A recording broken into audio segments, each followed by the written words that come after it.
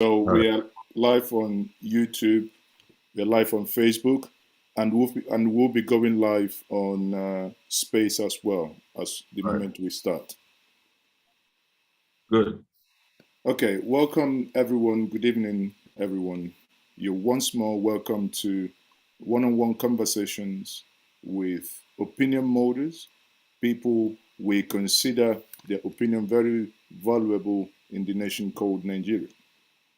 This series is a series titled The State of Nation to drive and deepen conversation around good governance and leadership questions within this country.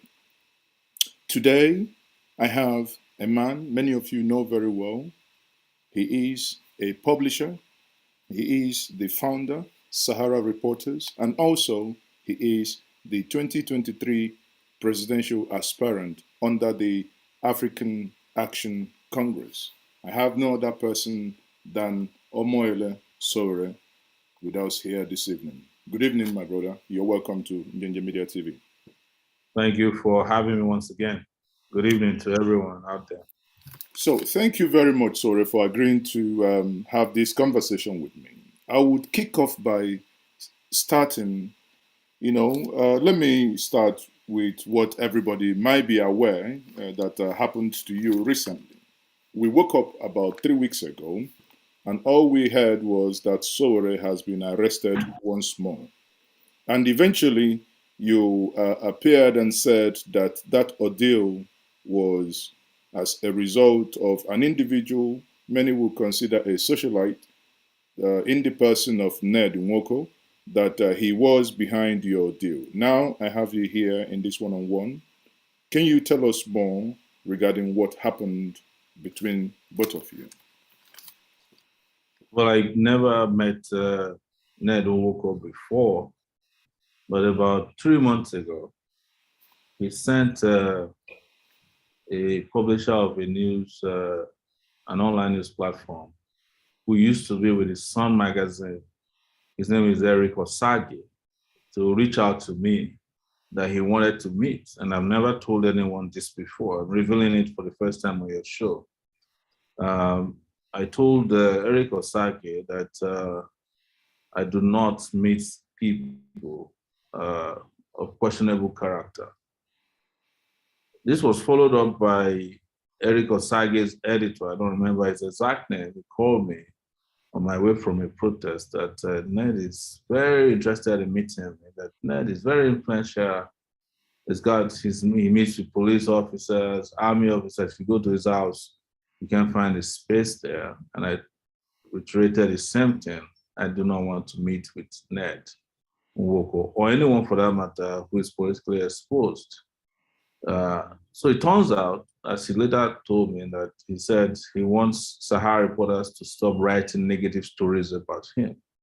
And I told Eric Osage and his editor that I do not control what Sahara writes. And if I was even controlling that, it will conflict, in my own case, to meet with people that have been reported on by Sahara reporters. And so I don't do these things.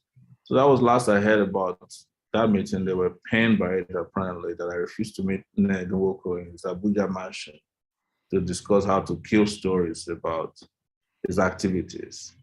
So next, I heard that one internet influencer or Instagram influencer, Jaruma, was arrested by Ned Nwoko.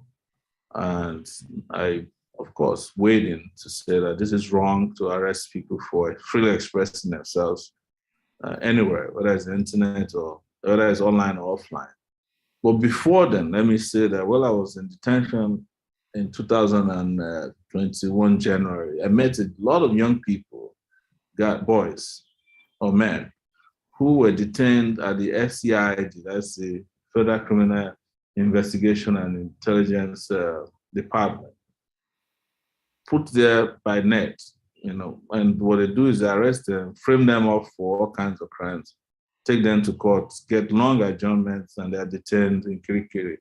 In Kuje prison.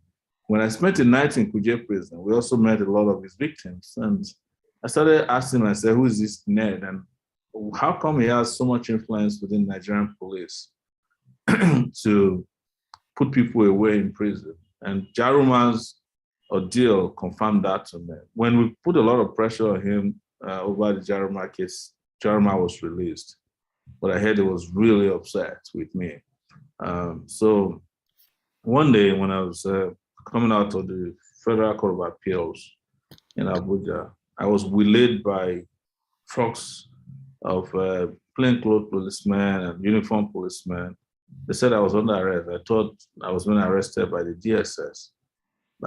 They forced themselves into my car, and when we followed them, I asked them what the issue was. They said I was being arrested over criminal defamation. And I said, by who? They said it's defamation of Ned Nwoko. I laughed. We got to their office and they asked me to write a statement. I said, you don't write a statement in a police station where you haven't committed a crime. So I did not write a statement. They asked that I should find a surety to take me home that night. I said, I don't have a surety. But my lawyer, whose name was Abubakar Masha, did accepted, which I wasn't interested in, to give them his passport, some kind of identification to let me go home. Because they already taken me to their cell and I was ready for detention. They came, rushed to my cell, came back and said, oh, you are no longer under detention, you're going home. When I got down, the lawyer had I made arrangement for me to go home. So when we got home, we realized that it wasn't NET that was actually operating, it was Attorney General of the Federation, Abubakar Malami, who was using him to ensure that they had gotten wind of my plan to declare for presidency. And they wanted to scuttle it. This was on a Thursday. So our declaration was Tuesday. So when I was leaving, I gave the police officer, one Bimbo Fakayede, my telephone number. I said, should you need me, this is my telephone number. He wrote it down. And the next day, I called him because I already had his telephone number. I said, this is my telephone number in case you need me. He never called me. Next, I heard from them, they had arrested my lawyer. But at that point, I'd made my declaration for presidency, because also on the day I made declaration for presidency, which was a Tuesday, March 1st, I think, I was also supposed to be arraigned again afresh for my treasonable felony charge. So I went to court. Then from there, I went to declare. Never heard from them. While I was in court, my lawyers also completed the process for suing the police and Ned Nwoko for violating my fundamental rights. And we served them before we left court. So this is just to tell the full context of the story. So they arrested my lawyer. And before the lawyer could say Jack Robinson, they had sent him to prison. They had all these judges, and up a grade one upper area court somewhere in Kabusa is some lungu, as we call it in Abuja here in Nigeria. Took him before him. The guy applied for bail. He refused him, sent him to prison in Kefi in another state. So, but apparently what they did, they didn't know that there would be pushback. When the pushback was serious, his hearing was for bail was supposed to be Tuesday. On Monday, without his presence, behind his back, they granted him bail.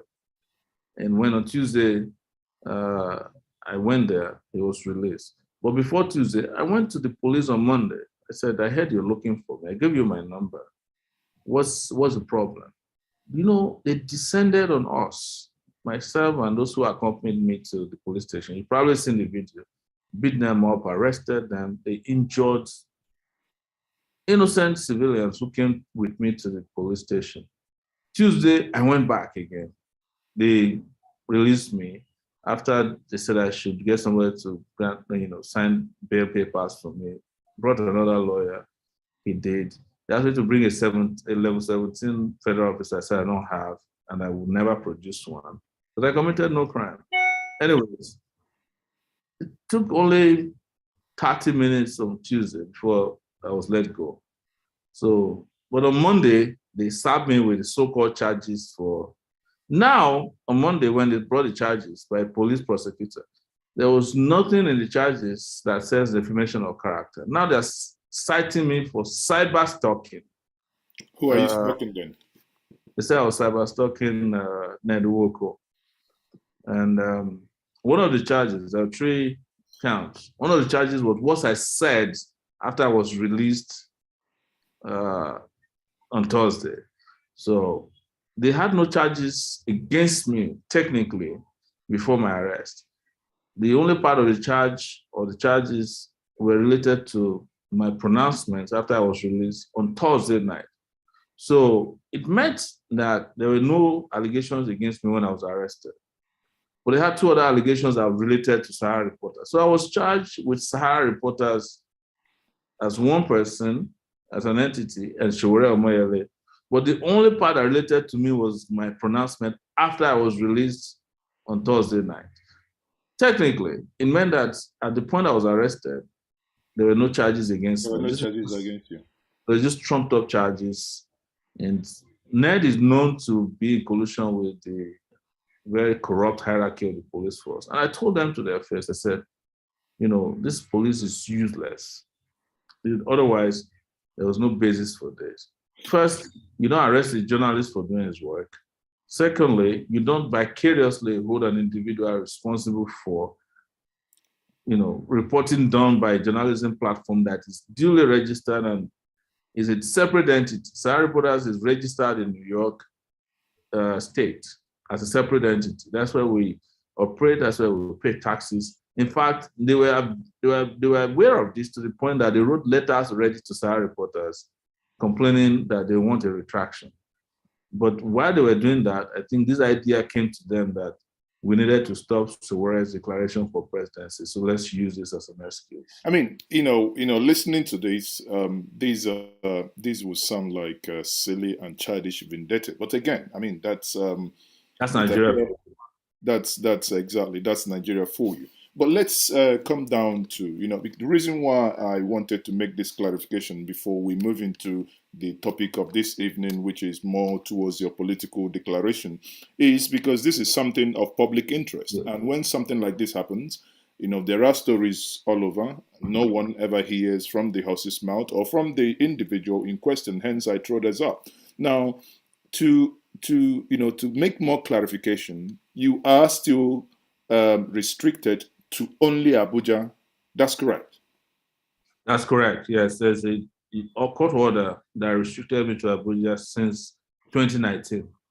So, are there plans to have this lifted? Where is without prejudice, without really going into the details of that may affect your case in the court? Now, are you able to tell the public what is the status of your case today? Because every time I see you live, you say you're going to look, you go into court to know about your case. And what is the update? Where is it today? So there's technically no case against me at this point, because the last time I was in court, which was March 1st, when we got to the court, we found out that before then, the judge who was originally handling my trial, Justice Ijoma Ojukwu, who is responsible for this, restricting me to Abuja, has handed off my case after she was transferred to Calabar. She was offered an opportunity to continue the case. She refused. I think she realized in the middle of it that this was a scam or a sham. So the case was transferred to another judge by the name Justice Egwatu. Egwatu, upon arriving on March 1st, told us in his courtroom, he sent his registrar to tell me that he's no longer interested in the case. He has asked the case file to be transferred back to the chief judge. So please, I'm not the one handling your case. They told us that it's been transferred to another judge, Justice Nwite. I don't know his first name. Mm-hmm. There's a new judge at the Federal High Court in Abuja. But interestingly, the judge was nowhere to be found on March 1st. He didn't sit. And we didn't provide any new dates for my trial. So this case was supposed to start afresh, what they call, in the legal terms, it was supposed to start de novo. Nobody, in my view, was willing to take the case, except this Justice Nwite, who we have not met. So technically now, there are no charges pending against me. What is there against me is this bogus, very inhuman restriction to Abuja, which was as a result of a pronouncement made by the bail conditions imposed on me by Justice Ijoma Ojukwu. So otherwise, no case pending as we speak, because I've not been properly charged by and before any judge again. No, I've not been rearranged as it should be. And this So, is on for almost 4 months now. so you don't have any case, as it is in your words, Technically, no. Yes. technically, and yet you still, if you do not have any case, then what is restricting you then from leaving Abuja? Well, the other aspect of it was that we went to the Court of Appeal to ask the Court of Appeal to remove the restrictions on my movement. And that case has been heard conclusively. But what the Court of Appeal in Nigeria does is when they finish hearing a case, they will assign a date to the case by informing the lawyers. So they reserve what they call a reserve judgment. The judgment is not reserved, but they haven't told our lawyers which date will be the date for final judgment. So we're confident that the Court of Appeal will do what is right and just by removing the restriction of movement imposed on me, unjustly imposed on me by Justice Ijoma Ojukwu.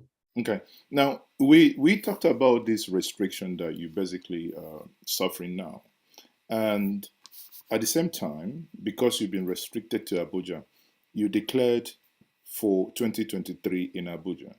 That's correct. If this restriction continues, how do you intend to pursue the presidential campaign? I want to speak to what you call prejudice in the case. But what I know is that if the restriction is not lifted, I might have to take uh, steps to ensure that it is lifted. And I do not want to disclose what steps I intend to take. But I cannot, as a citizen of Nigeria, be unjustifiably and unjustly restricted perpetually, especially when there are no pending cases. So these conversations are going on between me and our attorneys handling the case. So, but in the meantime, the declaration has been made, and it was probably the most popular declaration made by any presidential aspirant aspiring to lead Nigeria starting from 2023.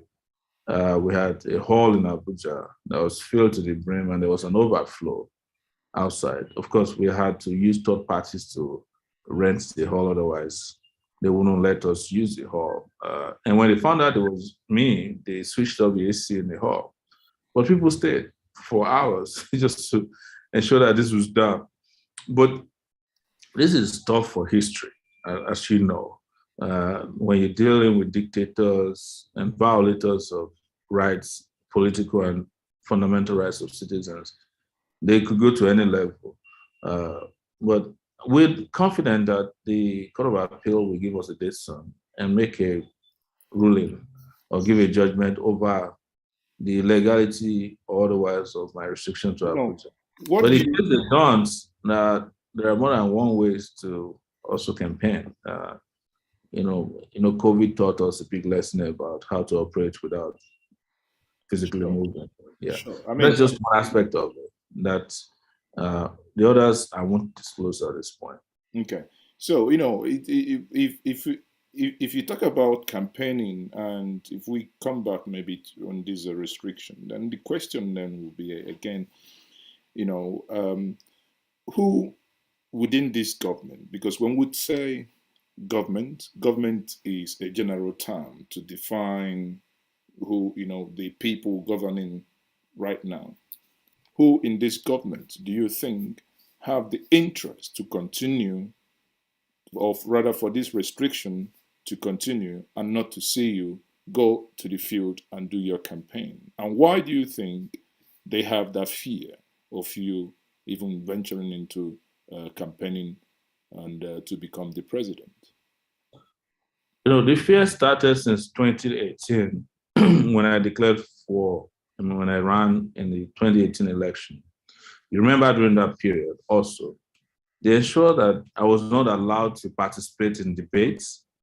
They put a lot of pressure on media houses to ensure that I was not interviewed and featured in a lot of shows uh, across the country. Radio stations were censored. Uh, in some cases, when they would interview me, they would make sure that it was not a live interview so that I could not fully express things they were afraid of. So, and my arrest in the end was connected with my performance during the 2018-2019 election season. Things I said. Some of them, you listen to them today, you're wondering if I was a prophet in 2018 and 2019. So there's always been that mortar fear that things I was saying, things I was doing would lead to level of consciousness that could make young people become completely radicalized to start challenging the status quo ante. So, and when I was arrested, they made reference to things I said during the campaign. And during my arrest also, they were worried that I would continue with my work. In fact, they did a press conference, and you can check this out on Google, where they said I was more dangerous behind bars than I was as a free man, that I was still coordinating the activities of revolutionary youth behind bars. So the motor fear has been there. Even when the judge said I was supposed to be released, the DSS had a press conference and said if we let him go, a vehicle might hit him on the street and kill him. Just as an excuse, some of these ridiculous excuses they gave. But they were right. This is part of their plans that they inadvertently leaked to the public. So, and since I was released, they've done all kinds of things, including shooting at me. They shot at me at a protest. They broke my nose.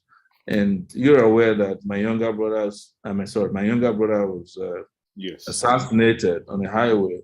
Until today, nobody offered explanation as to how it happened. So they've done everything possible to show to people that they're afraid of me and afraid of the ideas that I espoused since 2018, 2019 as a political candidate. So, once more, sorry again, I must say publicly, sorry for the demise of your late brother. May his soul continue to rest in peace. And hopefully, may those who are behind his death be paid in due course. Now, I come back to you. Let's come back to the discussion.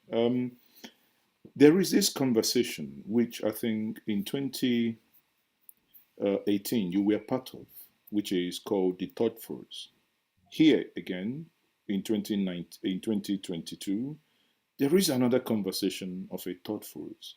Then I ask you, with the experience you had before, vis-a-vis what is about to happen and what is happening now, what is your genuine take on this concept called the third force?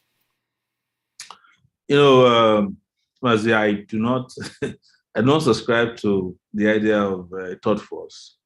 So the third force presumes already that there's a stronger first and second force, and it's starting a race from a position of weakness. If I'm going to the Olympics and I start telling you that in 100 meters, I'm going to be the third, I'm going to be the third person, why would you be excited at my race? If, that means I've already given up that I can't take first or second. It's a competition. Nobody should come to a political competition calling themselves a third force because it presumes already that there are stronger two other forces ahead of you. But That's why but reality, you know, if That's why I'm reality, not part of this kind of conversation. I want us to go to this political context, knowing that the major legacy parties that failed the country speak to things realistically we can do for the people of Nigeria. Campaign like we've never done before with so much energy, gusto, and ideas, and defeat them, not to be hanging around under a canopy known as a third but force. I don't believe that. if you do not buy the idea of thought force, but you were involved in this conversation a couple of years back. When I went to the conversation in 2018, I didn't go there to talk about thought force. They said all the younger presidential candidates should come together and pull resources together, resources and energy and ideas behind one person. But that is it. That's what it is. No, It's just coming together. I attended it. I attended the meeting once and discovered it was fraudulent. It was a farce, and I left that first time. So when they were signing memorandum of understanding, I wasn't part of that. Even though there were lies told after that, I was defeated and decided not to be part of it. No, I looked at them. I only attended one meeting out of courtesy. When I checked out the characters that were there, what they were up to, because I have an antenna that I call rubbish detector. When I looked at it and discovered this was just fallacy, I left. I never joined. I believe that genuinely, truthfully, young people can defeat this failed political establishment that is packaged as, legitimate structures. And that's where I stand, not to be running as an auxiliary to, politicians who can be defeated without much effort. So now I don't mind coalitions. I don't mind coming together with others. Yeah, but I'm not. I wasn't part of that beyond that one meeting. I wasn't part of that beyond I think that I think I think it's in the nomenclature here because when you talk about coalition, what is it? You are in your party. Mr. B is in his party. You're coming together, you're knowing, I mean, this is a strategic fight, well, there is someone who probably has deep pockets, bearing in mind that Nigerians are still hungry. They have pauperized us, and when they flaunt this little cash, people probably go their way. In that case, that coalition of people coming together could be likened or could be Christian, the thought force. Isn't that the case? Well, maybe I have a problem with nomenclature, as you said. I just don't like the use of the word third first because the word third means there's a second and there's a Okay, first. so now, just like I don't like the nomenclature third world countries. Yeah. I don't know who is the second anyway, but let's Exactly. because all we know is we have first and we have third. Anyway, let's come back to that. In on that same plank, you do have within your party after the last election. News has it that you've been expelled. News has it that the chairman was changed. All sorts and all manner of press statement was issued. Recently, there is something like that also in the news. And the question is, what is your fate within the party that you are in today? See, in 2018, we established a party known as the African Action Congress. We funded it ourselves. And as a democratic platform, we brought in all kinds of interests, mostly young people. But as soon as the elections were over and the way we're challenging the Nigerian government, and which is natural with them, they sponsored a particular character to start, claiming that I had been expelled and other members of the party had been expelled. I was actually on a Delta Airways flight from Lagos to the US when I heard that there were live programs on TV in Nigeria. So imagine this character who used to be one of us, like the rest of us, dead poor, suddenly is capable of live streaming, going live on at least 5 Nigerian stations to say that Sowore was removed. Bearing in mind that it takes about 5 million naira to stream anything live, to go live on any Nigerian station. 5 stations is 25 million naira in one day. That tells you a story right there, that it's something behind them, and that was the government. And when we challenged them, they went and got a judge. The same judge, by the way, who recently removed Umahi, is the same judge. That judge is known as Wicked Judge in judicial circles. And so the judge said we had been removed, and we challenged. Sorry, say that again. That judge is known as what? Wicked Judge. He works. They claim that he works for Governor Wicked. I think it's called Justice Equal, is it? It's just in Yangekwo. But in judicial circles, he's known as a Wicked Judge, Governor Wicked of Rivers State. So Wicked uses him all the time. Yes, he's the one who removed Umahi for changing his party, same judge. So he's known for doing Wicked's biddings. And a lot of cases relating to me that appeared before him, he declined them because he knew he couldn't handle my cases without getting into trouble. And now 3 cases. Again, I'm revealing this to you for the first time on your show. So he was the one who did that. And the reason was that our party, our candidate in Rivers State got involved with APC, which we completely denounced. And Wike was defeated in whatever arrangement they did. And he reached out to us that he wanted us to be on his side. We said, no, we don't do deals. So he went in and got this fellow, paid him 100 million naira, provided him this judge to remove us because we wouldn't do Wike's deal. That was how Wike continued as governor of Rivers State today, because he was able to. So he got this fellow to change the lawyer representing the AAC candidate in the tribunal to a lawyer that Wike provided at the tribunal, one Bello. This is how they do it in Nigeria. But when they were not satisfied with it, he was working for both parties. When they discovered that he wasn't effective enough, and when we challenged him and the members said, no, you are not taking our party, that was part of the reason why I was arrested.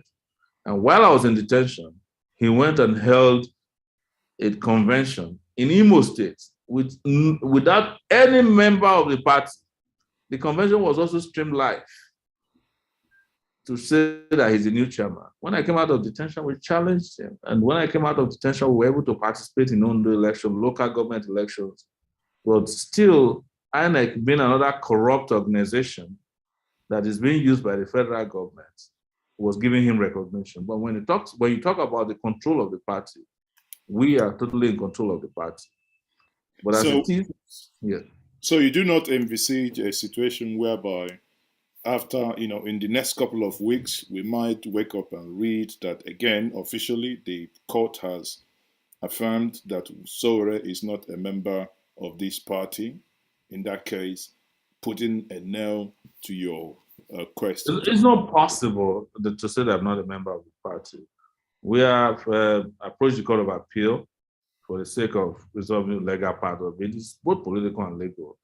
The political aspect is a battle they haven't been able to win, and we intend to keep fighting INEC over that because they're fraud that led to this.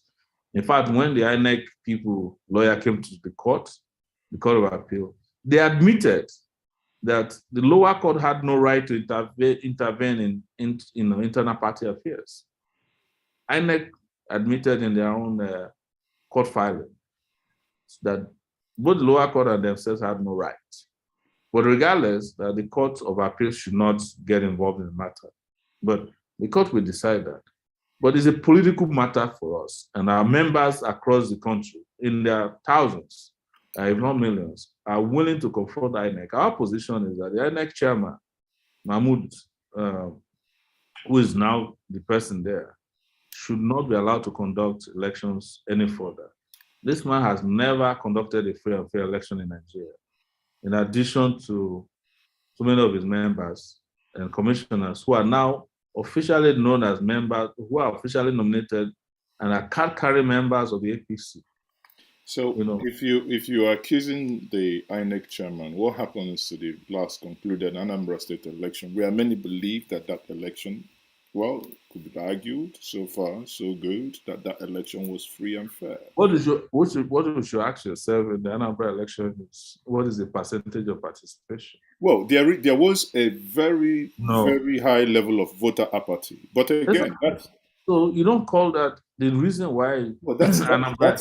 that's No, the wait, disconnect. just calm It has down. nothing to do with INEC. This is a disconnect It has between the something to do with people. INEC. Okay. INEC cannot tell you that Anambra election is free and fair because even they themselves could not provide materials in a lot of places where elections were supposed to hold. Even with the low level of voter apathy, serious level of voter apathy that happened in Anambra, INEC could not conclude the election once. They had to do the election twice. Well, Even you though, know, again, no, you yeah. know, So the there are fact some that people. the fact that the election produced an outcome that is favorable, not favorable, maybe acceptable to a majority, doesn't mean that elections are free and fair. You understand the conditions that have to be met for an election to be free and fair. And the Anambra did not meet any of those conditions. But why INEC is basking in euphoria is that somehow they managed the election produced, maybe by default too, or by their own making, an outcome that they know will not upset the apple cart. One day we'll find out why. But that's not an election. An election in which people did not vote is not an election. Well, again, I think it's a general problem with the Nigerian So society. that tells you on the capacity and the capability and the credibility of the umpire that they couldn't provide even electoral materials on time.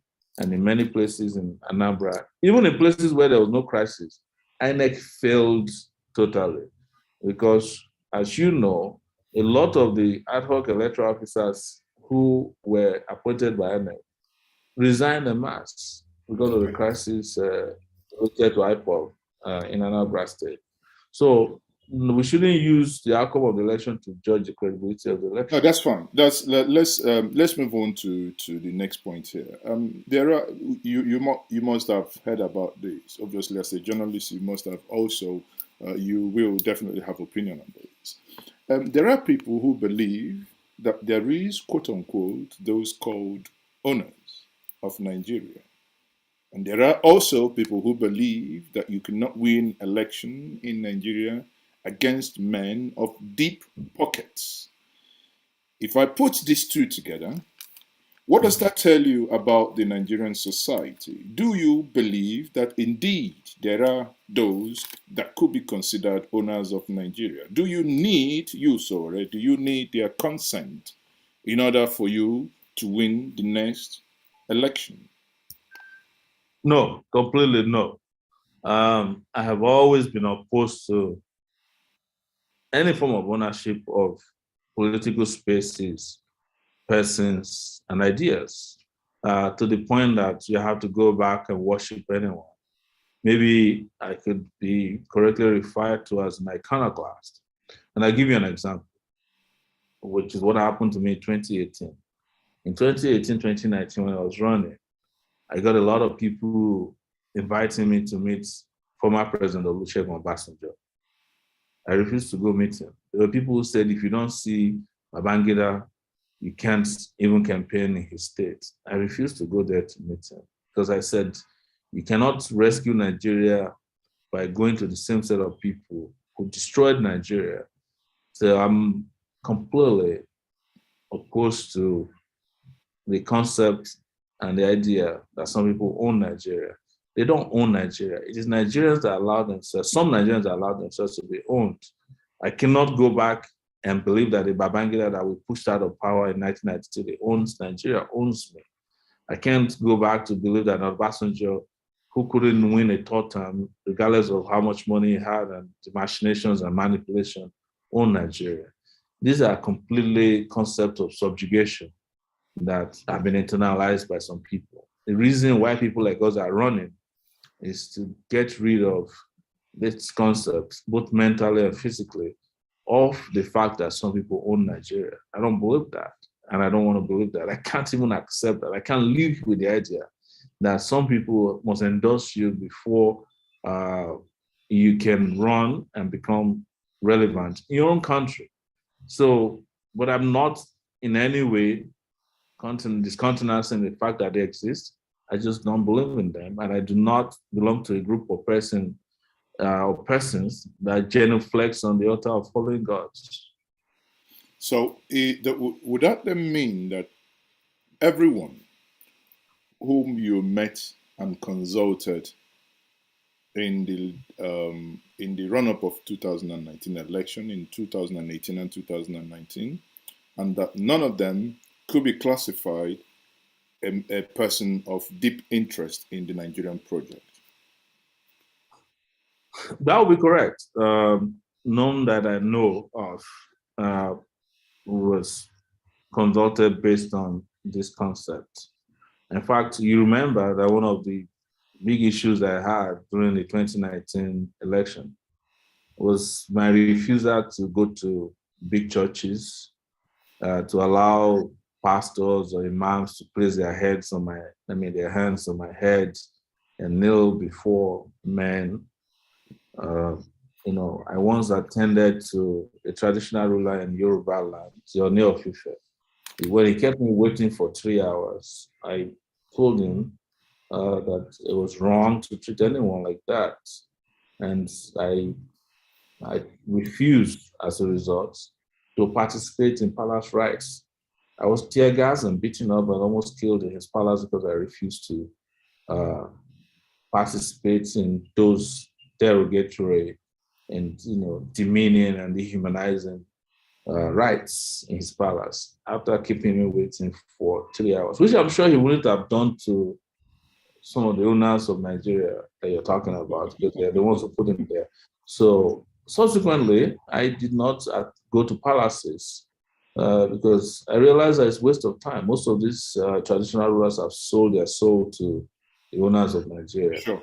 Nigeria I'm looking for is a Nigeria where everybody owns every piece of the country, not the ones owned by a few oligarchs. Mm. Now, in line with that, then I would want to,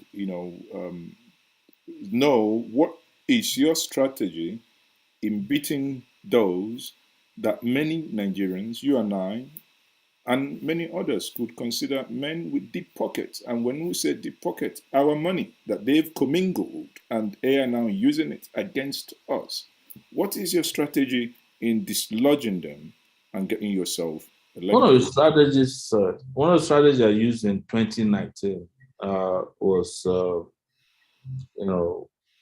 just crowdfunding, and you find out that some of them are trying to What? stop that crowdfunding. Did it Crowdfunding, work? Did it yeah, work? it did work. I didn't get the kind of money that I think we were looking for $2 million, but we reached almost $200,000 on GoFundMe alone, uh, somewhere close to that. And on other platforms, we raised up to close to 200 million naira,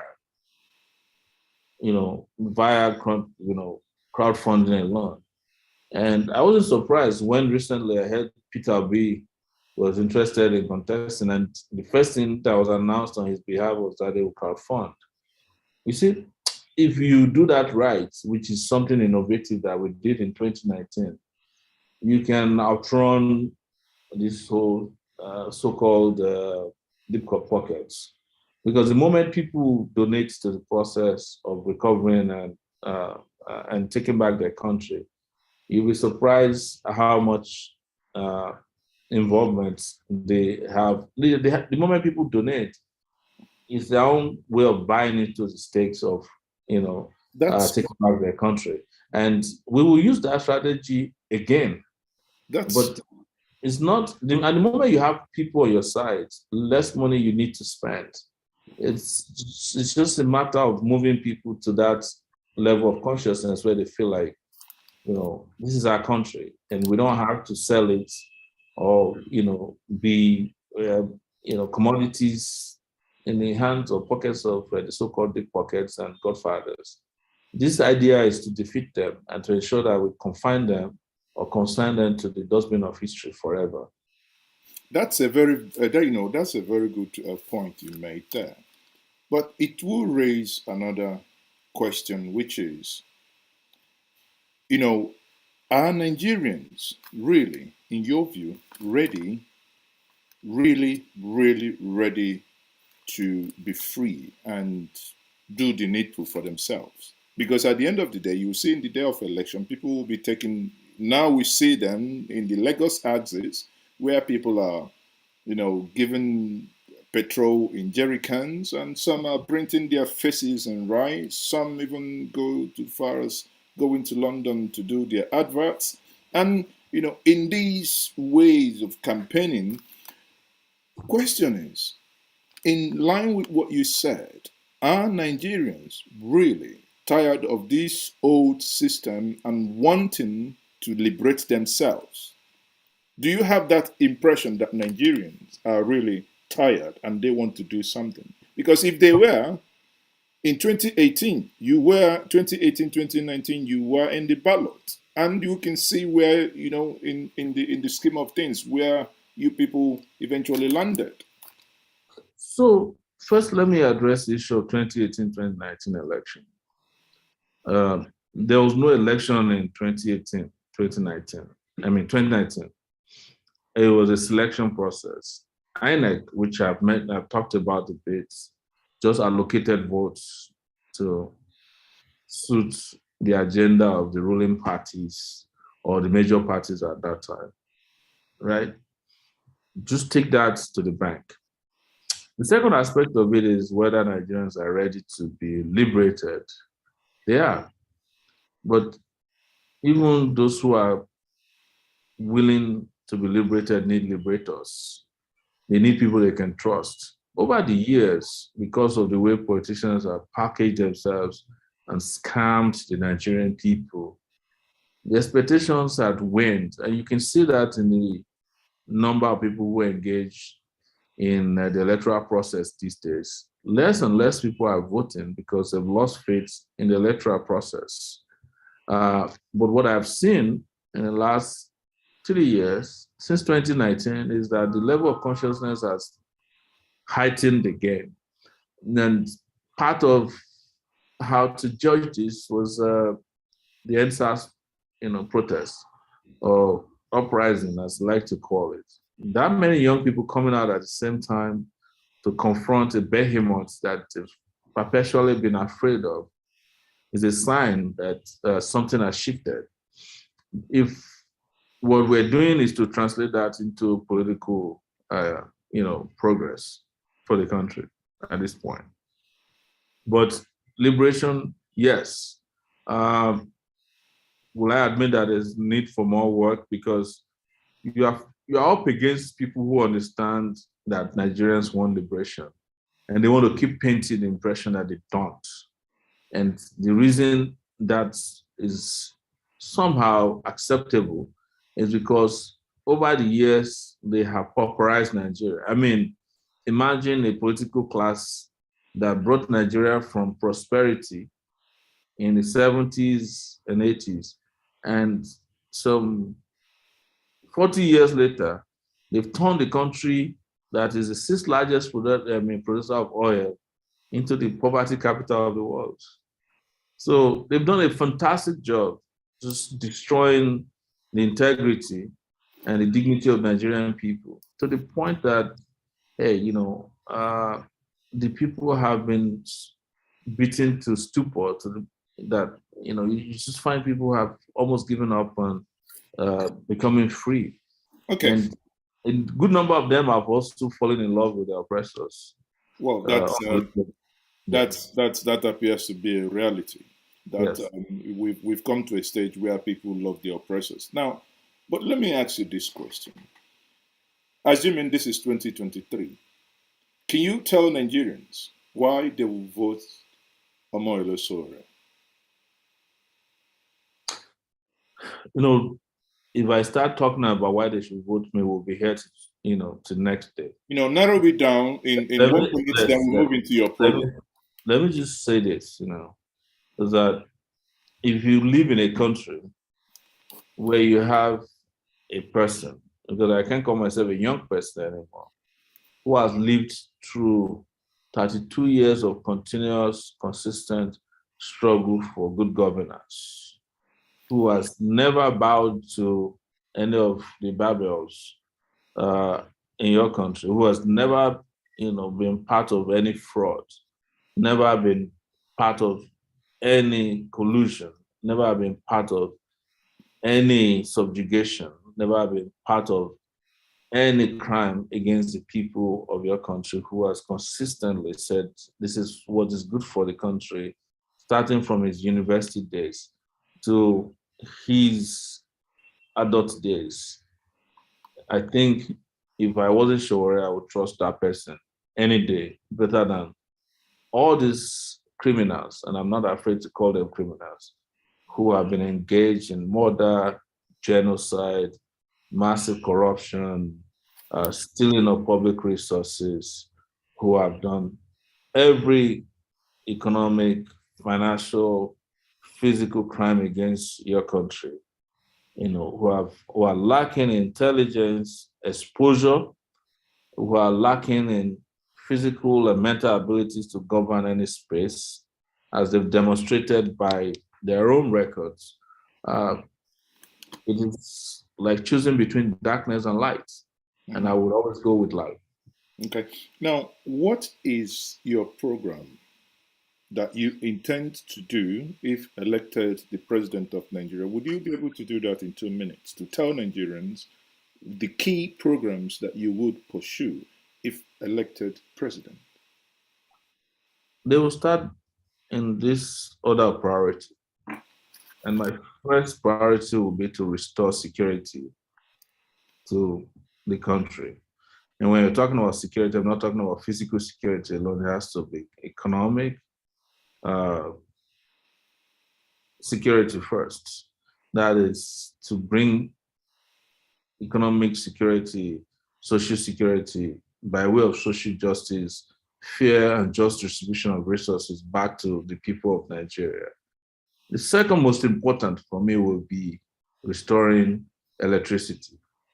I mean, it would be unfair to even say that restoring because we never had it, that is power, energy, such that you unleash economic prosperity on this country. And it will be such a priority that if I don't do it within my first 2 years in office, that I can, light up half of this country, I would resign. And I mean it. So others will follow in the order of infrastructure. Uh, I would work within my first 2 years as president of Nigeria to create a brand new constitution for Nigeria. And that constitution would include such difficult clauses as a referendum. In case there's any part of the country that feels that they don't want to have anything to do with this space, they'll be able to invoke that clause. And if majority of them vote, they can leave. And several other constitutional provisions, which includes reducing cost of governance. And one of the ways I'll do it is first and foremost to go after the legislative system in the country. We don't need a bicameral legislation in Nigeria because right now, just those 500 men in the legislative assembly in the country are taking 25% of our budget away from education, infrastructure, health, and those good things that we should have. And they do nothing. They're just a burden, on the budget of the country. So other things we follow: education, health, sustainable agricultural system. I will invest a lot in the technology, in the tech space, so that our country can become a tech hub. You know, So, yes, sorry, I'm sitting down here listening to you. It sounds like what in the days of my parents, and now as a father, what we've been hearing every day, the politicians will tell us that electricity, water, as people jokingly say, I will fire everybody, I will electrify everybody, blah, blah, blah. Now, but let me come down to nitty gritty. On security, I take you on this.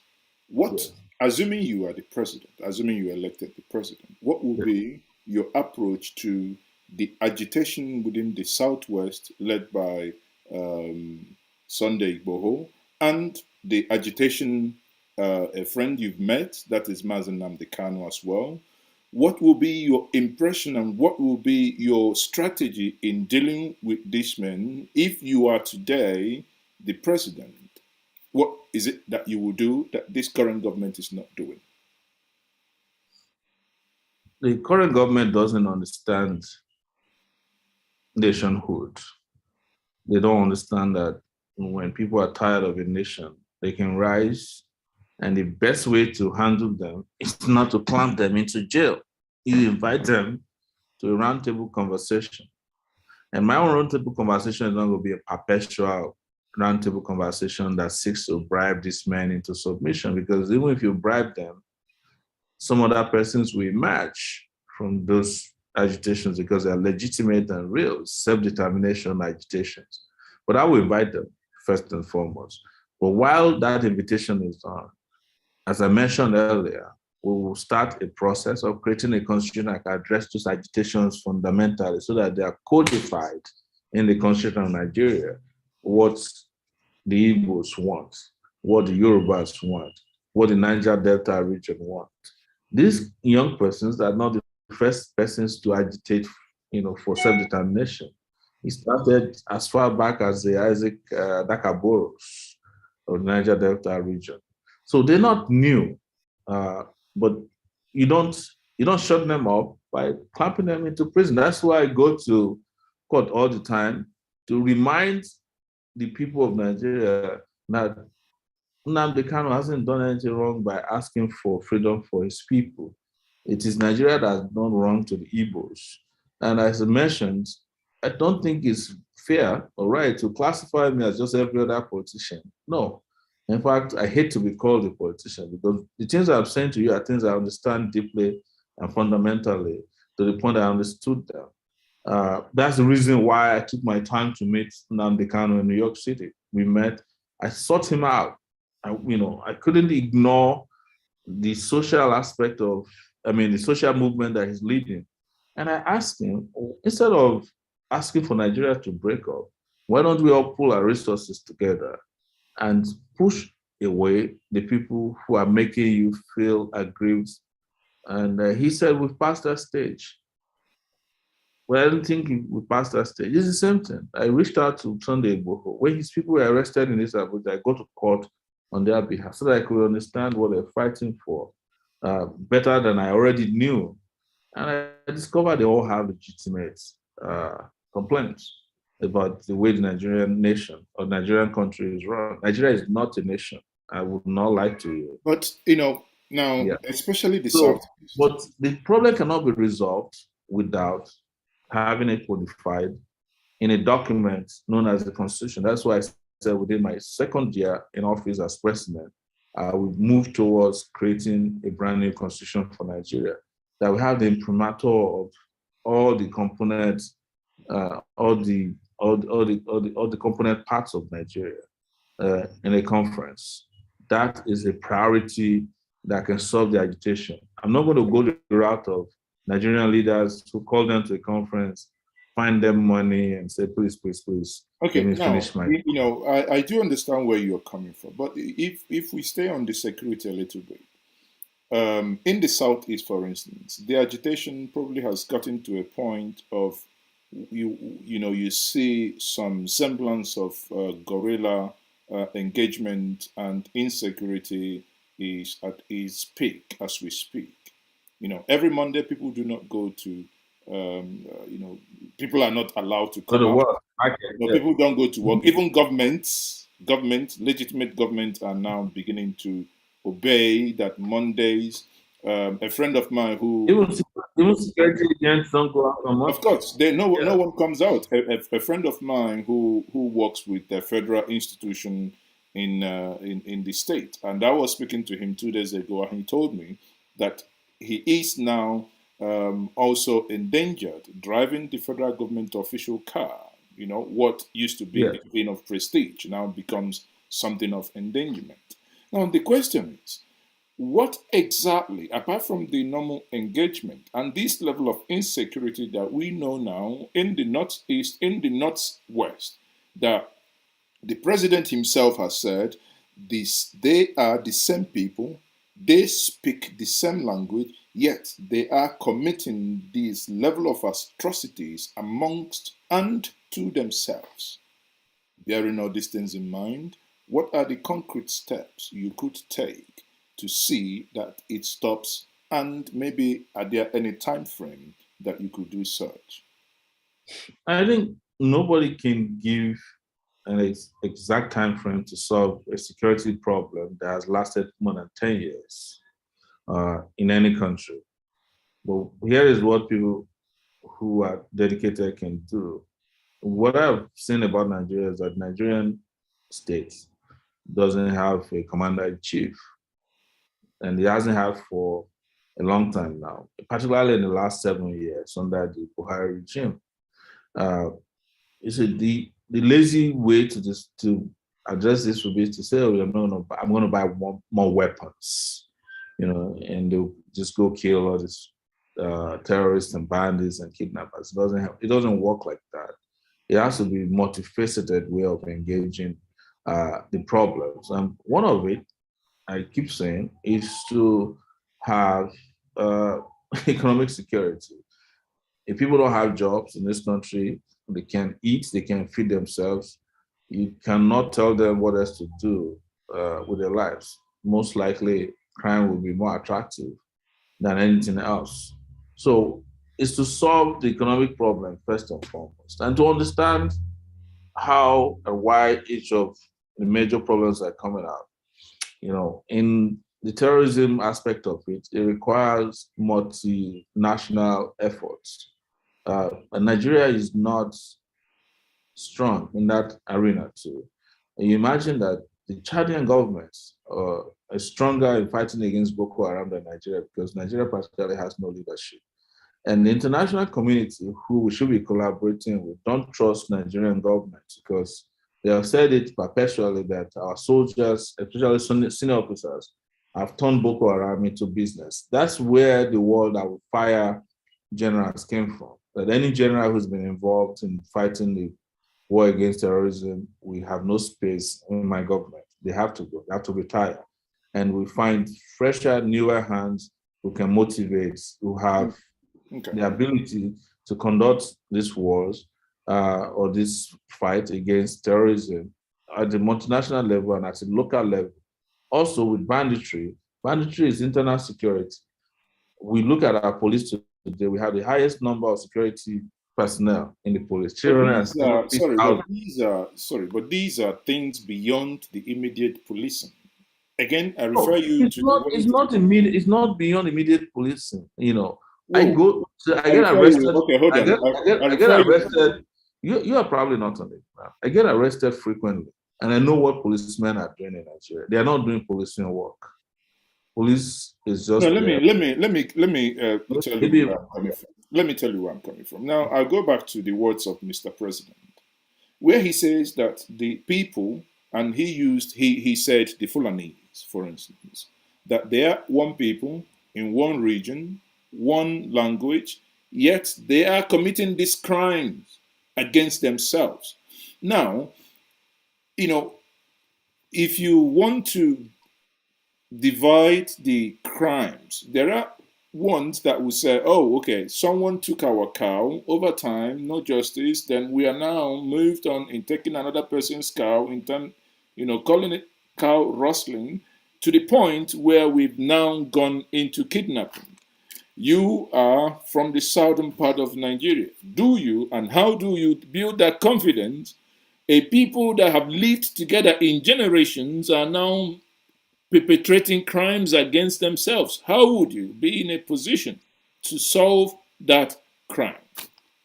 is what I've said. That's why I said it's multifaceted. So there are some of these issues that can be resolved by proactive peace building. Confidence peace building, processes. But there's also immediately the need for law enforcement to do its job. You cannot have conniving law enforcement officers fighting against crime. You can't have people who should be fighting and curbing crime, carrying bags and food for madams. I give an example all the time. I live in Abuja, sir. I don't live in the main Abuja uh, business district. But if you walk into the business district where the rich men live, you will not find less than 10 policemen every building, from building to building. They are protecting VIPs. And these are the policemen you need to curb crime, to fight crime on the streets.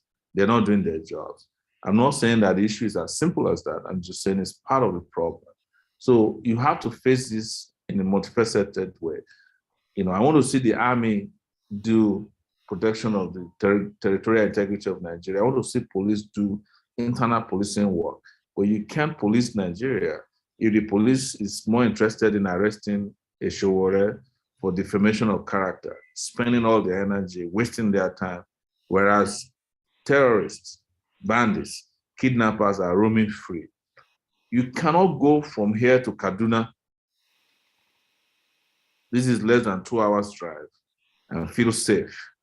And it is not because Kaduna and the terrorists or bandits are more powerful than the Nigerian government. It is because Nigerian government and the police are not interested in policing those roads because it brings them no profit. It brings them, so they don't have interest. So there's a breakdown in the command structure of our security agencies because there's no commander-in-chief who is out there ensuring that people are motivated, there's discipline, there's training, and there's adequate funding for their work. And the funding that is going into policing and security work is being embezzled by the top echelon of the military, including people in the presidency. These are things we know. Until these things are addressed with a leadership that is capable, you are wasting your time. It's not that there's no country in the world where people don't turn on each other. London, where you live, there's a knifing crisis, where people in the poor areas, in the ghettos of London, are maybe not even in ghettos alone. They are killing themselves with knives every night. Do you sit there and just say, well, because they're black, or because it's blacks killing themselves, you don't do anything about it? You first of all understand that it's a crisis, and you move into those neighborhoods with multifaceted strategies. Even in the UK, where this knifing crisis is a problem, knifing being my own invention, so nobody comes and say there's no word like that. So there are police officers who are community police officers who are talking to the youth, who are introducing sporting events, who are doing peace building, confidence building. And there are police officers who are also hooded, who are ensuring that they are collecting knives, stopping and searching people. So it has to be a combination of all of this. Sure. Tell me where in Nigeria that a leader of Nigeria has been to the war front in the last 2 years or 3 years. No. Anytime there's crisis in Nigeria, Buhari runs to you guys. It's probably at the back of your house as we speak now, enjoying himself. And all the governors in Nigeria have moved to London because Buhari has moved to London. That's not how to run a country. We're talking about a country run by real leaders, real ideas. It doesn't mean that these ideas will automatically solve the problem, but the problems at least will be tackled, and will be tackled with zeal and focus and the great intention to ensure that problems that are festering don't fester. The reason why I'm telling you this, that terrorism or banditry wasn't Nigeria's problem. Some 10 years ago, it was Niger Delta region where all the militants were up in arms. Our oil exports were cut almost by half. But how do we solve the problem? It was multifaceted. There was dialogue, and of course, where it was necessary, there was stick and carrots. Okay. Yes, but I do. Not my own ideal model for solving problems. Yeah, but okay. I will come back very soon. I do appreciate that. But if we come back, when you mentioned the key cardinal things you do, you said security, electricity, constitution, cost of governance, and the rest. Now, if we come to constitution, I will piggyback on this question before we round up. Now, obviously, the president belongs to the executive arm of government. Yes. The constitution and lawmaking belongs to the legislature. Therefore, if there is a separation of powers between the executive and the legislature, how then do you intend to get a new constitution if you are not part of the legislature? See, the issue of creation of constitution, a new constitution for Nigeria, is a national emergency. The legislative arm you are talking about have been amending the 1999 constitution since 1999. That's amendment, not giving Yes, us a brand they new were trying to constitution. amend it. This one is beyond the calling of the legislative national assembly, because this is the constitution of any country is a lifeline of the country. What am I saying? There are two presidents with national assemblies that have tried to create brand new constitutions. I think actually three now. No, two. I think Obasanjo brought together a body of men and women at the national conference to create a new constitution. They actually did come up with something, but his interest at that time was a third term, and that was what killed that assembly. So the president of a country has that power to bring about an assembly of men and women to change what will fundamentally help the governance of the country. Jonathan also did it, and he had a national assembly too. So these things are not new. Well, exactly, but that therein lies different. What What has been different is the intention. Jonathan also wanted to use his own to extend his tenure by to 7 years instead of to 4 years. He had already spent 5 years at that time, and that's why it collapsed. No, where the difference here is that the moment this constitution that we want is created, and it has a force and interest of the public in it, the Nigerian people. The National Assembly don't own the Nigerian people. The Nigerian people own the National Assembly. But again, you see, therein lies the problem. 500 people in the National Assembly cannot hold 200 million people to ransom. I know. Therein lies the problem. Yes. When you take oath by and with the Constitution, you are swearing to protect this Constitution. Therefore, the Constitution as it is today has no provision for you to boycott and go directly to the people. Therefore, if you do that, you're violating the same Constitution that you said you're going to protect. Isn't that why we have the quagmire? No, there's no quagmire. I'll use the example of South Africa to clarify this to you. When Mandela came to power, South Africa had an interim constitution, and he was actually not sworn in based on that interim constitution. He was sworn in by the federating constitution, the South African constitution of the old. But they decided that they were going to change that constitution, and that constitution was eventually changed.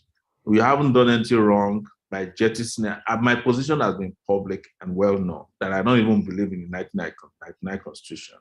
Well, let's assume that upon being sworn in, and sworn in under any document, I am not obliged to still a slave to a document that does not work for the interest of the Nigerian people.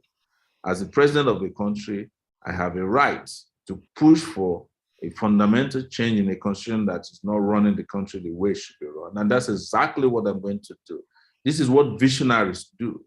They don't get held up by tunnel visions.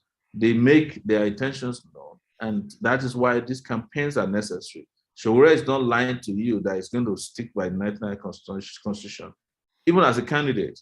So why will I get there? If you vote for me, you are voting for my promise to change the constitution.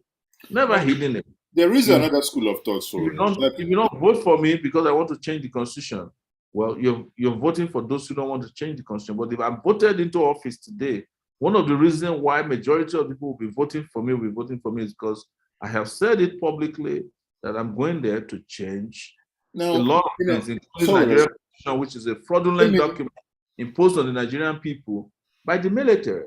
Okay, let me take this question from stream of people watching online. Yes. And this question is in line with what you just said. You mentioned before that Goodluck Jonathan, had some, input. Again, it's debatable if the whole point was for him to extend for another 2 years, which, if he had won that election, would have been a 4-year tenure. So that analogy or Well, that, he made it clear that he would have preferred not going for an election. well, And but that eventually constitutes he did. the He, document that was prepared in 2014, I think so. The document that was prepared actually had a provision for a 7-year tenure, in well, which that case, if he was had been no, no, adopted, that was he that wouldn't have was needed to go to the election.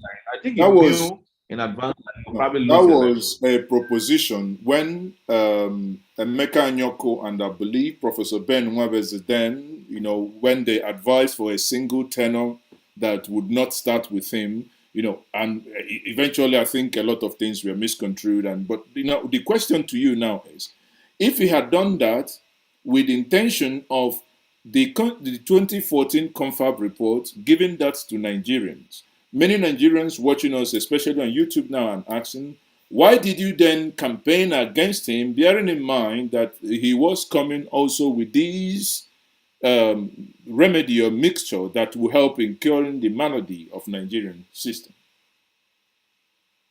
I campaigned against Jonathan based on his corrupt activities, and those were documented over time, and those have been validated now. Um, and you could also have accused me of campaigning for him when he was being shortchanged by the Yaradua cabal, led by his wife, when Yaradua was brain dead in Saudi Arabia. And you could accuse me of campaigning against Obasanjo's third term, even though he too had a constitutional conference that supposedly was supposed to change Nigeria, but the agenda was third term. So I did not campaign against Jonathan based on his so-called constitution, which he wanted to bring about. I campaigned against Jonathan, if you call that a campaign, based on his character as a man who should have changed Nigeria for good. We were selling a barrel of oil under Jonathan for $140 per barrel, almost throughout his tenure. It wasn't less than $100. But what did he do with his minister, who is now stuck in London? They stole and frittered Nigeria's wealth that could have brought about wealth, progress and prosperity. So if people like their tips better than other tips, it's not my problem. I don't like people who steal national resources and fritter them away. And the fact that he had a constitution that he was trying to build, which I have faulted by way of what I understood his intention was, I don't have any regrets, and I've said this publicly everywhere, that I was not part of people who fancied his ways of stealing and those of his colleagues who were members of his cabinet, friends, and his cronies. Okay, so again, lastly here on these four cardinal points, let me anchor my last question maybe before I go to the audience before we round up on electricity. Once upon in time, when we were with the Nigerian Television Authority, there is what we call the Tales by Moonlight. We normally start the story by story, and people will shout and echo back story. Once upon a time in Nigeria, story has it that $16 billion was spent to give us darkness. Again, someone won this election 7 years ago. We were promised to have an improved electricity generation. 7 years down the line, when the previous government handed over, we had about 4,300 or thereabouts megawatts output. Today, we are hovering around 3,000 plus. Rather than improve, we are decreasing every day. And here you are saying that you are going to improve electricity if given the chance to govern Nigeria. Question then to you, Sowore. How would you do the magic that have gulfed 16 billion and given us darkness?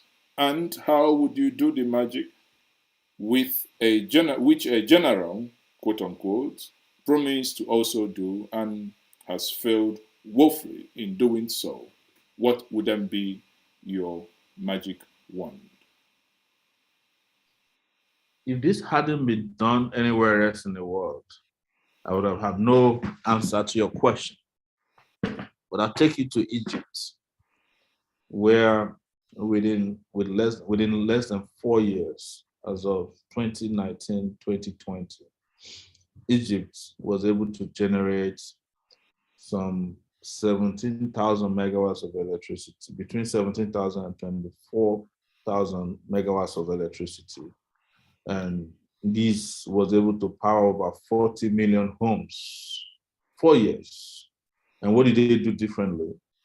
They sought and got technical assistance from Germany, precisely, I think, through Siemens.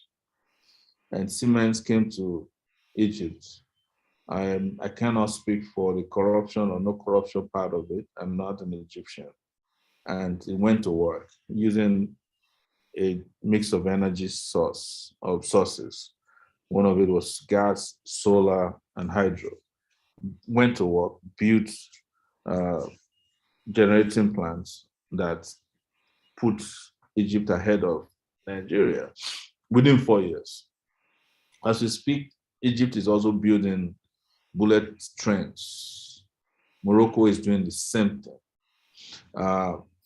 What happened to Nigeria? Abba Kyari, now late, also went to Germany, brought them to Nigeria, and had a conversation about how to increase power generation in Nigeria. It turns out that it was a fraud. How did we know? Our sister, Chimanda. writer, Chimamanda Adichie. asked the German chancellor, right? And said, please, whatever happened to our own power generation plan with Germany? The woman looked at her and said, oh, I'm not aware. Please let me check and get back to you. Has she got back to us now? Not that I know of. I will try and reach out to Adichie, but I doubt that she got back to us because there was never a plan. They just wanted to use it to move money out of Nigeria as usual. In fact, it was his last meeting with Siemens that was where supposedly he caught COVID and died. And that's how many years ago? 3 years ago. If we had gone to work 3 years ago, I'm sure something would have been popping by now. So that's the difference between corrupt leaders and serious leaders. And I'm not a fan of the Egyptian government, but this is an example of people who wanted to have results. They went to work and now they have results. And this is verifiable, by the way, online. And it took them, I think, $14 billion to get to 24,000 megawatts of electricity. Contrary to what you heard, as of tonight, as I'm talking to you, Nigeria is only producing 1,700 megawatts of electricity tonight. Most of Nigeria, the electricity grid has practically collapsed. Why? A place called Udopani, about 400 megawatts is collapsed there. There's Kwale, 400 collapsed. Geregu is not working. Omotosho in Ondo State is not working. Afam is not working. This is because why? The distribution companies, when they get money, don't buy gas. They just walk away with it. That's why you see them buying jets instead of buying gas that will be powering this. Because why? There's no government in Nigeria. They will tell you that, we are privatizing. But when they sell national access to private individuals, they still give them money to run them. And when those people are supposed to run them with the money provided as subsidies and sometimes grants, all these bogus, they just share it with the government officials because they don't care about Nigeria or Nigerians. It is time for Nigerians to lift the costs. Vote for people who can be held accountable, who understand how these things work, and go to work on their behalf and stop giving excuses. And this is where people like me come in. We can make this thing happen. I can generate electricity not only by talking to Siemens, I can talk to several other persons, have the exposure. I know how these things work. I've traveled the world to about 30 countries, and I'm sure that is small compared to some of you who are watching and listening to me. And we know who to contact. We know how to police them. And they know, you know that when you are serious, they will take you serious. But when you are not serious, when you use a mannequin as a president, then they treat you the way your president treats you. So that's the truth. And I've just given you a background story of the story of our own Siemens experience compared to that of Egypt, and why possibly Egypt is observing electricity tonight and Nigeria on the other side is in darkness, my brother. That is why they buy us darkness with huge amount of dollars, why other countries that are serious buy lights with little amount of money. Well, thank you very much, Omoyele Sowore. It's a very fine place to anchor our conversation this evening. It is, and it has been a very interesting conversation in the last hour and a half, you know. Again, I will thank you very much for being my guest. But before I let you go, I will want you to have the final words. But in having your final words, as it is customary to this program, we move to the street. And in moving to the street, can you tell Nigerians why they will vote you in pidgin English? That means now you don't reach make where would they enter street. You know, say when would they where we enter street, would they remove cloth, but we know the tiara. Now tell Nigerians why they go, bring you, say now you be the Ogbenge man where we say if you come, everybody go tear eye, everything goes shell. My people, make I tell you now, it don't red though. It don't red for street for here. People they waka naked though. People they enter street, no food, road not good. Nothing they work for this country. Oh. Now we can't talk say we will look oh, we will not deceive ourselves anymore. We will change jam for the people we don't destroy this country. And me, as you see me so, I be street boy. Oh. I grew up from Ondo State, Niger Delta area of Ondo State. I travel go America, come back, come look this country, say, no how, we man travel. Now home, now better pass. So now make me come back to Nigeria. Begin look these people for eye. Talk say, for my own lifetime, now Nigeria go change. I not go be visitor for another person country for the rest of my life. I won't get country where myself I feel stay, where myself I feel die when I old, if they let me grow old. And I may come put myself out, say, me, Omoyele Sowore. Me, I won't show say chance, other opportunities there. And that this Nigeria where we did, we feel change and make Nigeria self they like other countries where most people they run go. Me, I don't want jackpot. I don't jackpot tire, come back home, come rest. But they not give me rest. But speaking, we talk say, Mama not go rest. Instead not go rest. That's that one a good one. That one enter. But I no go still let you go because one of our viewer way there online now, Henry O. He get one question in line with the last conversation where the guy asked, I say, I no go let this one go. I won't make you chook mouth put this one also for pigeon. He say, waiting your administration go do, whether you go engage in revamping of the refinery along with Dangote Abina sell you go sell them. No, they sell anything. The one where they sell, now we still they pay for it. So we go revamp the refineries, but not be the revamp where we say you will give revamp refinery, you won't repair refinery, you go give out to vulcanizer. If I did here, they mention the name where they give revamp project to, you go swear for these people. Now every day, I know in every day, I swear for them. Nigeria refineries will work because they allocate crude, give the refinery every day over 400,000